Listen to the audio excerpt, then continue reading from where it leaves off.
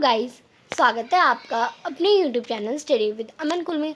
आज हम लाए हैं शिक्षा निदेशालय राष्ट्रीय राजधानी क्षेत्र दिल्ली की कार्यपत्र नंबर 20 जो कि क्लास 7 के लिए है। सब्जेक्ट आपका सामाजिक विज्ञान है। डेट है जिसकी 29 सितंबर 2021। आप अपना नेम और अपनी कक्षा अध्यापक का नेम लिखेंगे। आज हम अपना चैप्टर वायु को ही कंटिन्यू करेंगे।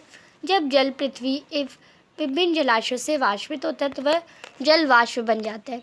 वायु में किसी भी समय जल वाष्प की मात्रा को आर्द्रता कहते हैं।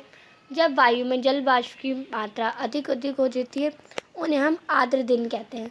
जैसे जैसे वायु गर्म होती जाती है इसकी जल वाष्प धारण करने की क्षमता बढ़ती जाती है तो इस प्रकार और ये अधिक आर्द्र हो जाती है।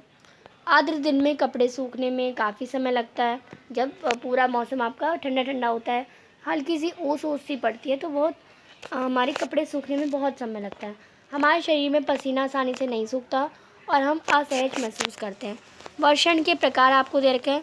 वर्षण के 3 प्रकार होते हैं, एक संवहनी वर्षा, एक आपकी चक्रवाती वर्षा और एक आपकी इसमें पर्वतीय वर्षा। जो संवहनी वर्षा होती है वो गर्म वायु जो होती है वो ऊपर जाती है और बारिश बन के आती है।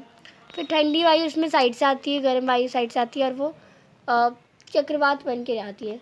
और जो मॉइस्ट एयर होती है वो ऊपर जाती है इसमें और पर्वतीय वर्षा बन के आती है। जलवाष्प ऊपर उठता है तो ये ठंडा शुरू हो जाता है।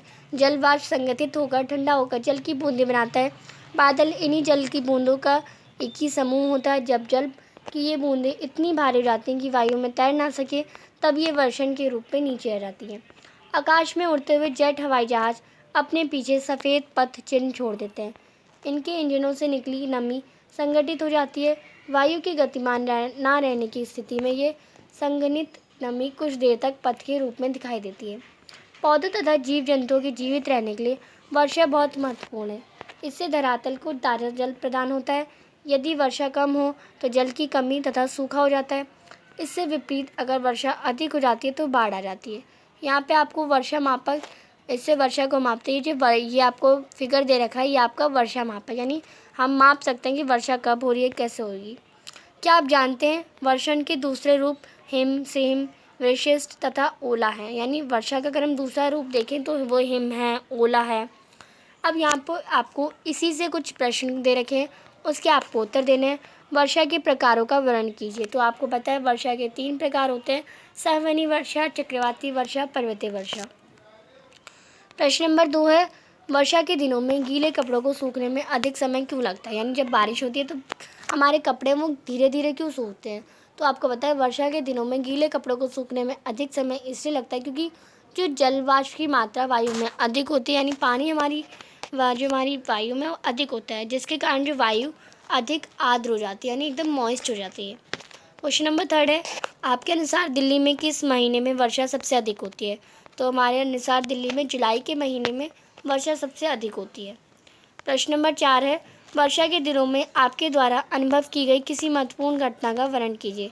तो वर्षा के दिनों में चारों तरफ पानी भर जाता है और मुझे कागज़ की किश्तियाँ चलाना, यानी जो कागज़ की नाव होती है, बहुत पसंद है। एक बार मैं ऐसे खेल ही रहा था कि मैं पानी में गिर पड़ा और मेरे पैर गड्ढे में फंस गए और मुश्किल से निकला। वो घटना मुझे आज भी याद है। तो आपके साथ भी कोई घटना हुई है तो आप वो भी लिख सकते हैं। तो ये थी आपकी आज की वर्कशीट। आई होप आपको अच्छे से वर्कशीट समझ आ गई होगी। चैनल को अभी तक सब्सक्राइब नहीं किया तो प्लीज़ चैनल को सब्सक्राइब ज़रूर करें। Thanks for watching. Bye bye guys.